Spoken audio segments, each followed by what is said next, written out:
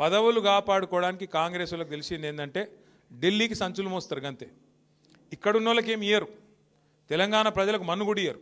కానీ ఢిల్లీకి మాత్రం ముఖ్యమంత్రి గారు 62 సార్లు వేయండు. ఇప్పటికీ 62 సార్లు ఎందుకు పోతాడు?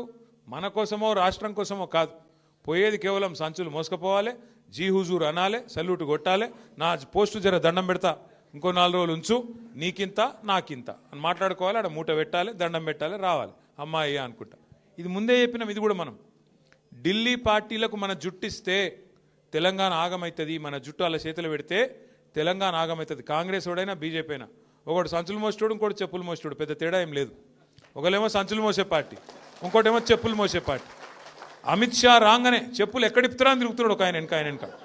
ఎవరో మీకు ఎరికన్నా నేను చెప్పా, ఎరికే కదా, ఎరిక కాకపోతే మరి సుమన్కి చెప్పి వీడియో పంపిస్తాం, మీకు చూసుకోరు.